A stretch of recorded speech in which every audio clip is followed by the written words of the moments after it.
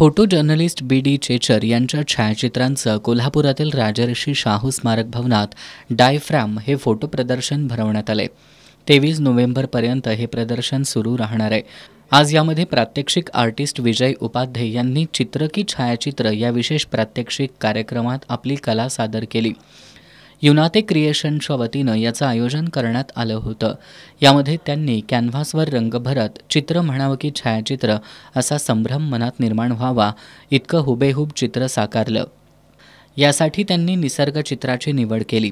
सह्याद्रीच्या कुशीत वसलेल्या गावखेड्याला जाणारा रस्ता, दोन्ही बाजूंनी झाडांची हिरवळ, पसरलेल्या धुक्याची चादर आणि त्या रस्त्यावरून प्रवास करणारे 2 शेतकरी असा हा मूळ फोटो आहे।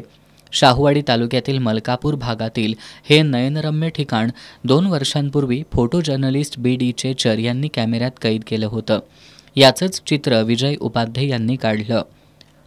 मूळचे हातकणंगले तालुक्यातील कुंभोजचे विजय मागील 10 वर्षांपासून या कलेची साधना करतायत। सध्या ते शिवाजी विद्यापीठात सहाय्यक कला प्राध्यापक म्हणून कार्यरत आहेत। यावेळी बोलताना विजय उपाध्ये यांनी या चित्राची निवड करण्यामागील कारण स्पष्ट केलं। या फोटोत पाठीमागं पूर्ण धुकं आणि समोर कोवळं ऊन हे पाठीमागं कितीतरी अंधार असला तरी पुढं प्रकाश आहे हे प्रतिबिंबित करतं, म्हणून याची निवड केल्याचं सांगितलं। यासह त्यांनी चित्रकलेतील अनेक बारकावे उलगडले। त्यांनी साकारलेलं चित्र पाहून अनेकांनी दिलेल्या प्रतिक्रियांनी विजय भारावून गेले।